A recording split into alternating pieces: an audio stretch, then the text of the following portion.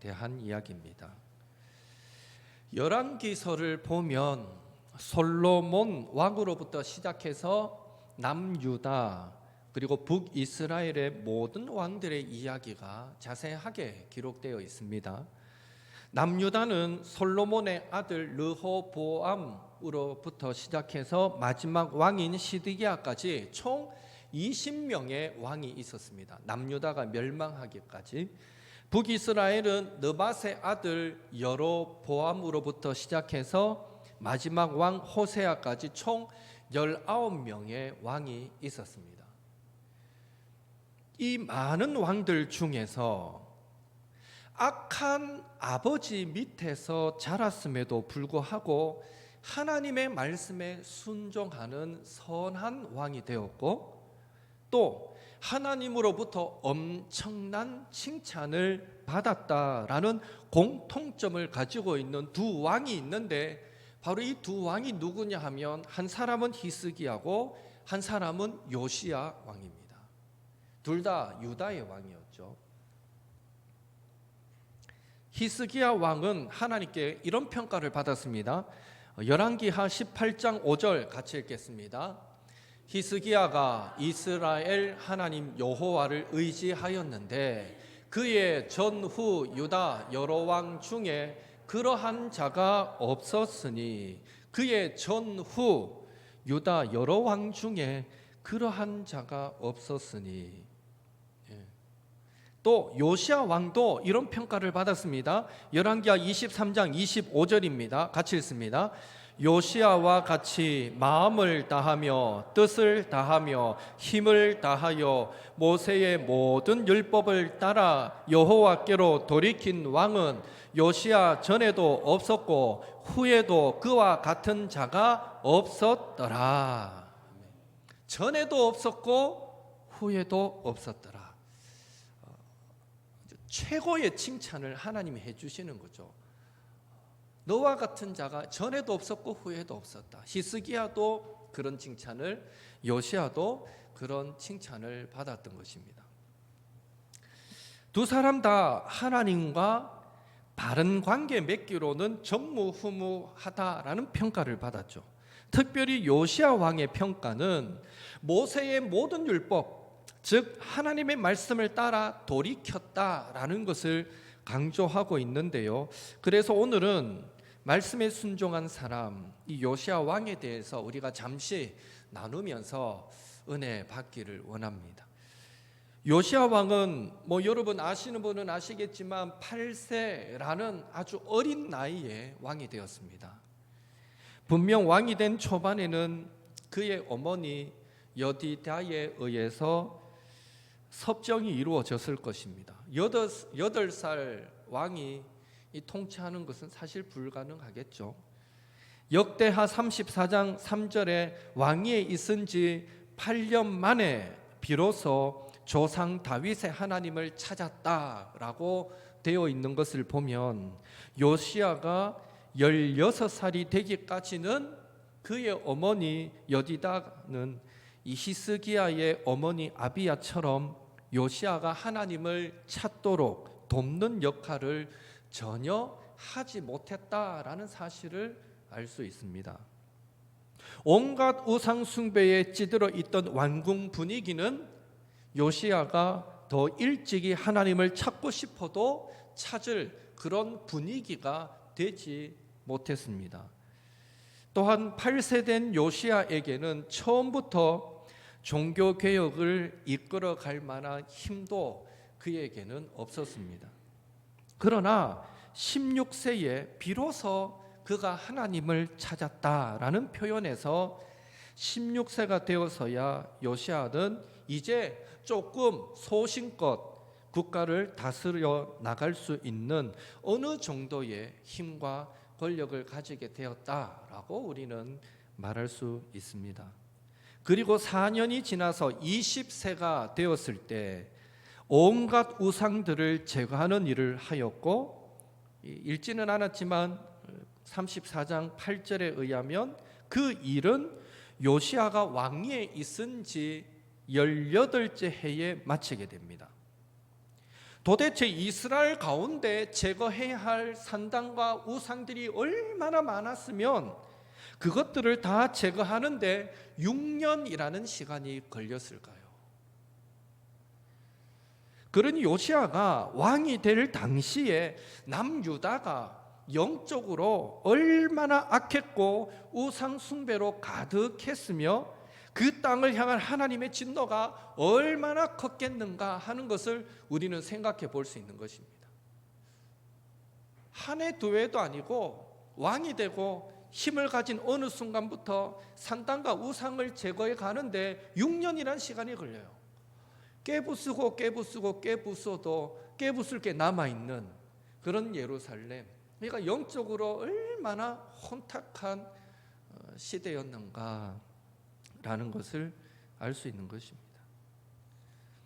생각해 보면 예루살렘 땅에 산당과 우상을 제거하는 6년이라는 시간이 걸렸다는 것은 그 우상 신전의 숫자가 많아서이기도 하겠지만 예루살렘 땅에 그만큼 우상 숭배가 만연했고 우상 숭배에 젖어 있던 사람들, 백성들, 신하들도 많았고 그런 의미에서 그런 우상 숭배를 척결하는 데 있어서 국민들의 그리고 신하들의 만만치 않은 반대도 있었다라는 것을 말해주고 있는 것입니다. 따라서 요시야 왕은 우상 숭배자들과 오랜 시간 6년이라는 시간 동안 이 쉽지 않은 영적 전쟁을 하면서 예루살렘과 성전을 정화시켜 나갔던 것입니다. 그런 의미에서 요시야 왕이 그 당시에 우상과 산당들을 제거하는 일이 결코 쉽지 않았음에도 불구하고 오랜 시간에 걸쳐서 하나님의 말씀에 순종함으로 그 일을 이뤄냈던 것처럼 오늘 우리도 내 안에 하나님보다 더 아끼고 사랑하는 우상들을 제거하는 일이 쉽지 않고 많은 이단과 싸우고 기독교에 대한 반감이 가득한 세상과 싸우고 궁극적으로 교회를 해방하는 사탄과 싸우는 일이 결코 쉽지 않겠지만 오랜 시간이 걸리더라도 마침내 승리하게 하실 그 하나님을 믿고 의지하면서 우리 모두가 각자의 자리에서 때로는 옥토의 이름으로 모든 성도가 하나 되어 하나님의 말씀에 묵묵히 순종함으로 영적 전쟁을 싸워 나가야 될 줄로 믿습니다. 그런 의미에서 지금 저와 여러분은 우리 옥토교회는 눈에 보이지 않을 뿐 사탄과 영적 전쟁 가운데 있다라는 사실을 기억하시고 그 전쟁에서 이기고 승리하기 위해 참고 인내함으로 말씀에 순종하며 더불어 늘 자신과 가정과 교회와 성도를 위해 기도하기를 쉬지 않는, 나 혼자만 이길 수 없잖아요. 내 곁에 사람이 다 넘어지면 나 혼자 이긴 데에서 승리하는 데서 결국 나도 같이 쓸려가는 거예요. 함께 이기고 승리해야 됩니다. 그래서 서로를 위해서 늘 기도하는 저와 여러분이 될 수 있기를 예수님의 이름으로 축원합니다. 이렇듯 요시야 왕은 6년에 걸쳐서 온갖 우상들을 다 제거했습니다. 26세가 되었을 때 드디어 성전을 수리하는 일을 하게 됩니다. 성전을 수리하다가 놀라운 일이 일어났는데 바로 여호와의 율법책, 하나님의 율법책이 발견되었던 것입니다. 이제껏 요시야 왕이 율법책의 존재 여부를 몰랐다면 적어도 그의 아버지, 그 이삭 할아버지 므낫세가 통치할 동안에도 이 하나님의 율법책은 분실된 채 없었다라는 사실을 우리는 전제할 수 있습니다. 그 잃어버렸던 하나님의 율법책을 요시야가 어느 정도 우상을 다 척결한 이후에 성전을 수리하다가 발견하게 되는 것이죠.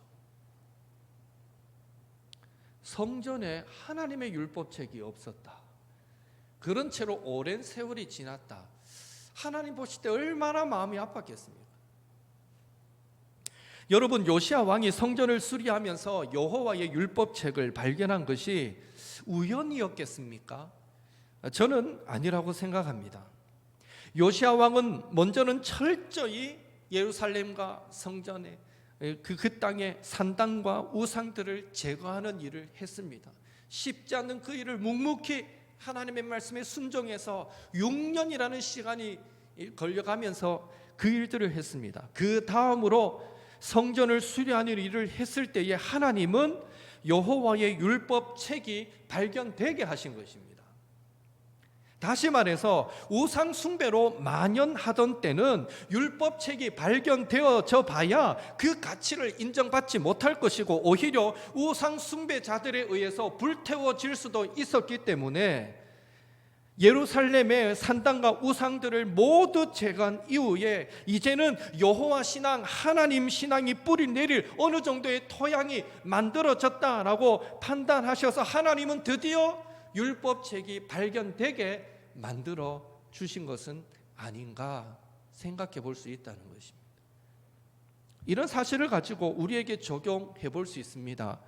철저히 회개하고 하나님과의 바른 관계가 회복되면 하나님은 더 분명하고 더 선명한 하나님의 음성을 우리에게 들려주신다라는 것입니다. 하나님이 그 율법책이 발견되기까지 얼마나 기다렸을까요? 그러나 먼저 전제는 철저한 회개였습니다. 우상 숭배를 제거하는 일이었습니다. 우리의 심령이 하나님의 말씀을 담을 준비가 되어 있지 않다면 어떤 비밀한 일을 말씀하셔도 무용지물이 되고 말 것입니다. 철저히 우리가 영적으로 깨어 있고 하나님의 도구로 쓰임 받을 준비가 되어 있을 때 하나님은 우리를 향한 당신의 뜻과 음성을 더 분명하게 우리에게 들려주시는 것입니다. 혹 우리 가운데 자신을 향한 더 분명한 하나님의 음성을 듣기를 원하시는 성도님들이 계십니까? 그렇다면 먼저는 철저히 하나님의 말씀에 비추어 우리 자기 자신의 모습들을 돌아보면서 내 안에 있는 죄악된 모습들이 있다면 날마다 철저히 회개해야 할 것입니다. 그러면서 더 나아가 하나님과의 바른 관계를 회복해야 할 것입니다. 그렇게 할 때에 이전에 죄악의 눈이 가려서 보지 못했던 하나님의 뜻이 더 선명하게 보이고 이전에 들리지 않던 하나님의 음성이 더 분명하게 들리게 될 줄로 믿습니다. 그런 의미에서 날마다 말씀과 기도 가운데 늘 우리 자신을 돌아보고 내가 오늘도 하나님 앞에 범죄하지는 않았는지, 내가 오늘도 혹 하나님의 조울에서 재어봤을 때 모자란 부분은 없었는지 늘 자신을 돌아보고 회개하면서 하나님과의 바른 관계, 거룩한 삶을 유지해가는 저와 여러분이 될 수 있기를 예수님의 이름으로 축원합니다. 이렇게 성전을 수리하다가 여호와의 율법책이 발견되었을 때 이 요시야 왕은 어떤 반응을 보입니까? 19절에 보니까 왕이 율법의 말씀을 듣자 자기 옷을 찢어버립니다. 말씀 앞에 겸손함으로 자신을 낮추었던 것입니다. 저와 여러분도 말씀 앞에 이런 겸손함을 소유하게 될 수 있기를 원합니다. 그 후에 여선지 훌다에게 지도를 구하고 더 나아가 자신만 이 말씀을 읽고 듣는 것으로 만족하지 않고 요시야 왕은 유다 모든 사람들을 다 모아놓고 다시 그 말씀을 읽어주었습니다. 그리고 많은 증인들이 보는 앞에서 하나님 앞에 언약을 세워서 마음을 다하고 목숨을 다하여 여호와께 순종하고 그 계명과 법도와 율례를 지켜서 이 책에 기록된 언약의 말씀을 이루겠습니다라고 결심하고는 죽는 날까지 그 말씀에 복종하며 살아가게 되는 것입니다. 복받기를 원하는 마음은 이 땅을 살아가는 사람이라면 누구에게나 있습니다. 예수 안 믿는 사람도요, 목사가 가서 한번 제가 축복기도 해드려도 되겠습니까? 이러면요 실탁하는 사람 거의 없어요. 진짜 왜 기독교에 대한 반감이 크지 않는 이상은 복받기를 위해서 기도해 주겠다 하면요 타 종교의 기도도 받는 게 사람들이거든요. 그만큼 복받는 거는 좋아해요, 모두가. 그렇다면 우리가 하나님의 복을, 하나님의 축복을 받는 비결이 있다면 무엇이겠습니까? 계시록 1장 3절 같이 읽겠습니다. 이 예언의 말씀을 읽는 자와 듣는 자와 그 가운데에 기록한 것을 지키는 자는 복이 있나니 때가 가까움이라. 아멘. 하나님의 말씀을 읽고 듣고 지키는 자가 주님 오실 때가 가까운 이 마지막 때에 축복받는 지름길이다. 하나님의 복을 받는 지름길이다라는 사실을 성경은 말씀해 주고 있습니다. 바로 요시야 왕이 하나님의 말씀을 들었고 하나님의 말씀을 읽었고 말씀대로 살겠다고 결단하여서 실제로 그 말씀에 복종하며 살아갔던 것입니다. 그러니 하나님은 요시야 왕을 축복하지 않을 수가 없었고 하나님의 말씀을 따라 돌이켜 순종한 전무후무한 왕으로 세워주시고 그런 평가를 내려주셨던 것입니다. 참으로 감사한 것은 요시야 왕은 철저히 회개하고 성전을 정화시켰을 때 그제야 그에게 하나님의 말씀이 주어졌다면 오늘날 우리는 이미 하나님의 말씀이 홍수처럼 주어지는 시대를 살아가고 있다는 것입니다. 이게 감사할 일인지 아닌지는 모르겠지만 저는 감사라고 생각해요. 어쨌든 누구라도 그 말씀을 붙들기를 원하면 언제든지 그 말씀을 들을 수도 읽을 수도 있고 누구라도 그 말씀을 마음에 새기기를 원하면 그 말씀을 새겨서 말씀대로 살아서 능력으로 역사하는 그 하나님을 경험하는 시대를 우리는 살아가고 있다는 것입니다. 이게 얼마나 감사한 일입니까? 이게 감사한 줄 알고 내가 모든 방법을 동원해서 그 말씀을 듣고 그 말씀을 가까이 하고 그 말씀대로 살려고 하는 자는 이 시대가 정말 축복받는 시대를 살아가고 있을 것이고 이 시대 속에서 말씀의 홍수 같은 시대를 살면서도 여전히 그 말씀을 가까이 하지 않는 자는 그 말씀이 무용지물인 그런 시대를 살아가는 것이죠. 그런 의미에서 오늘 저와 여러분은 얼마나 하나님의 말씀을 곁에 두며 살아가고 계십니까? 여러분은 하나님의 말씀을 읽고 듣고 지키는 것이 우리를 가장 축복된 인생길로 인도하신다라는 사실을 진실로 믿으십니까? 국제기도원협회에서 보급하는 성경책이 있습니다. 군대 가면 다 꽂혀 있고 또 간혹 보면 학교에서 고등학교, 중학교 학교에서 국제기도원협회에서 나오는 책 옛날에는 파란색 표지 신약하고 시편하고 잠언 정도 편집되는 여러분도 그런 책 보셨죠? 예, 공공기관에도 꽂혀 있고 호텔 같은 데 가보면 서랍 안에 들어가 있기도 하고 그런 책인데 그 책 전문에 앞에 열어보면 이 성경책에 대한 서론 같은 서두 같은 전문 글이 있는데 거기에 이런 글이 실려 있습니다. 성경은 하나님의 생각과 인간의 형편과 구원의 방법과 죄인의 운명과 신자의 행복을 내용으로 한다. 성경의 교리는 거룩하고 그 교훈은 가마력이 크고 그의 역사는 참되고 그의 결정에는 변함이 없다. 성경을 읽어 현명하게 되고 이를 믿어서 안전하게 되고 이를 실천하여 거룩하게 된다.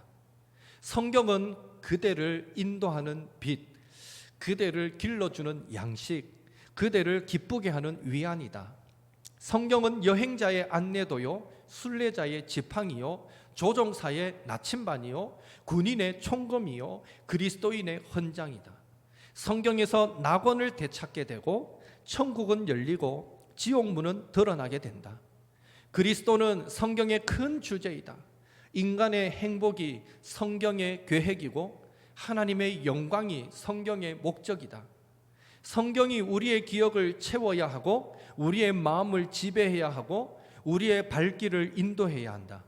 성경을 때때로 천천히 기도하는 심정으로 읽어보라.